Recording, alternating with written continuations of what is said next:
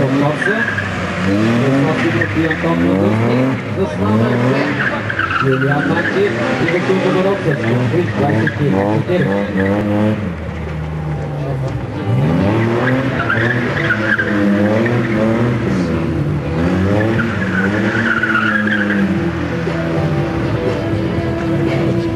Сериозно замери са вече на гуми и бензин. Да ви припомня същевременно какво изпълняват и участниците.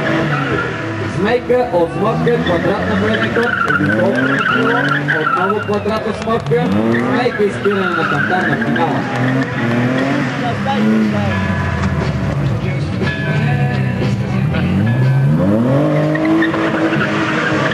Сериозен, много сериозен опит при изпълнението на елементите. Виждате, че професионализма вече взима връх в това състезание. Явно доста гуми, доста кракери са изкрити, когато се изпълнят тези упражнения с съответно скорост.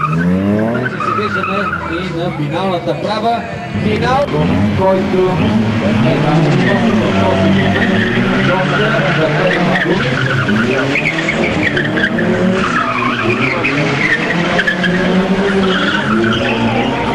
Сериозен аромат се възражда на кофе.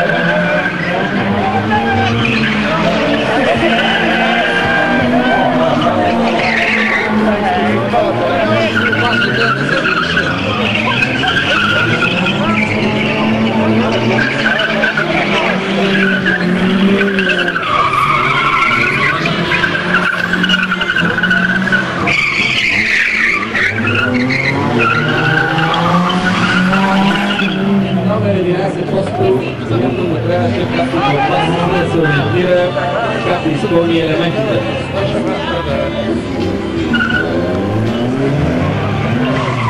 Графакът продължава да изпълнява своите елементи и ще приоритира съвсем коректно, за да бъде част от предаването от временното пресиране.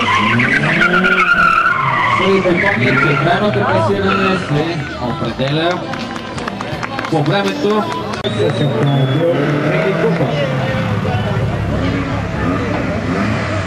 Аплодисменти за дамите. И разбира се, аплодисменти и за състезателен екипаж.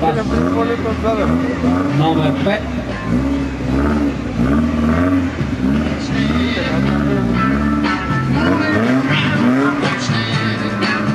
Сега наистина ни очакват доста емоции. Нашият ще паднат това манечко, иначе ще се врътки сеща. Всичко е готово с задаването на старта.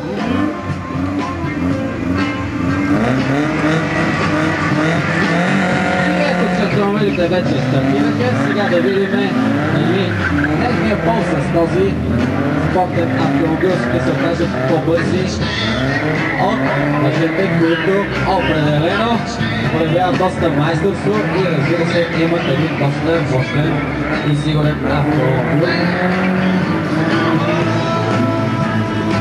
Това вече е влезнал.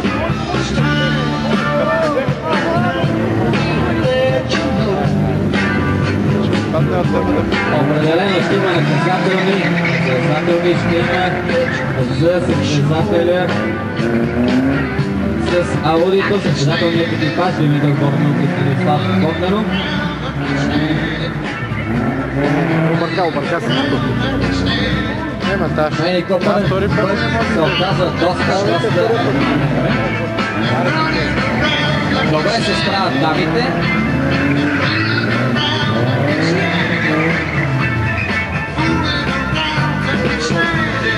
И по начин с прозрачността на елементите и доста рядко жълтият плат в техен шляп е издигнат.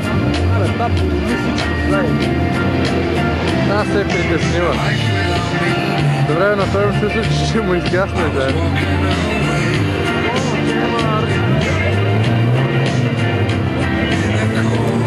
Как карал? Емоциите определено взимат връх, но съобразителността в този момент е най-важна.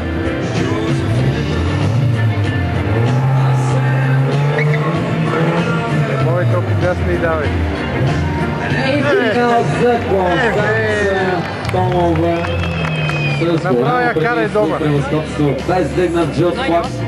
Очаква матча старта. Който е даден с Имат 2 австрийски. Двата състезатели екипажа си правят изпълнението на елементите, които могат да ставят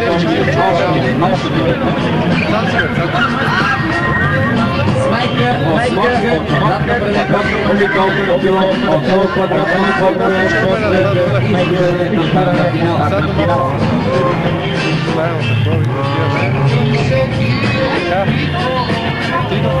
Елементите, които изискват определено доста майсторство, дори от време на време включване на електростанции за по-добра видимост. А тук ли бе? Не знам.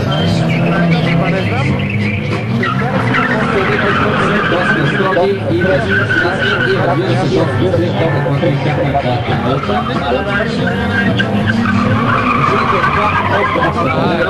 И подсказва, че ще има наказателни секунди. Ще включат наказанията. Наказанията са следните си. Съборен пилон, 5 наказателни секунди, навлизане в квадрат, 20 наказателни секунди, не спиране на кантар на финала, 30 наказателни секунди, неправилно изпълнен елемент, 30 наказателни секунди, неизпълнен елемент, 100 наказателни секунди. Ето го и финала на кантар на екипаж с състезателен номер 7, Борисов Вучков, Стефан Стефанов с ход 5.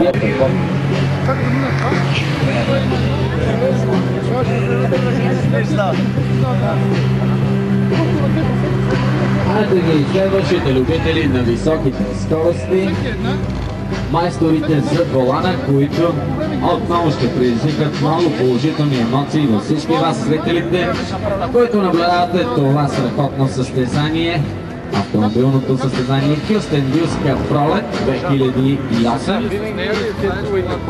Състезанието, което се провежда със съдействието на община Кюстендил и СБА Кюстендил.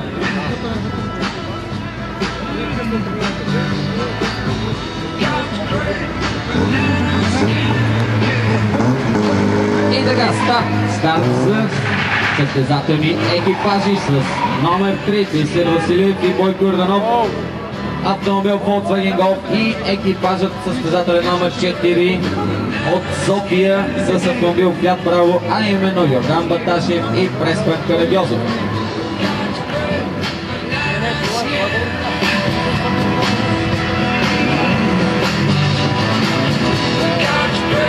Пилотите, които със сигурност отново показват своето майсторство и разбира се проявяват невероятен инстинкт при пресетването на елементите. Елементите, които, ако искате, ще да ги припомня отново за всички, които са дошли току-що. Така, автомобилите при майсторско управление изпълняват змейка, осморка, квадратна преден ход, обиколка на пилон, отново квадрат осморка, змейка и спиране на кантар на финала. А към времето за изпълнение се прибави избора от наказателните секунди за допуснати нарушения.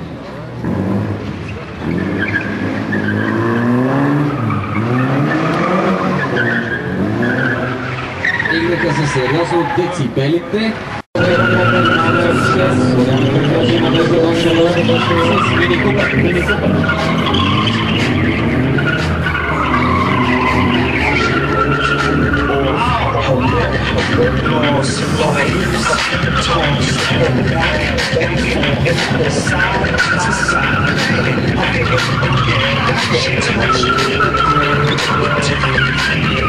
Изключително майсторство на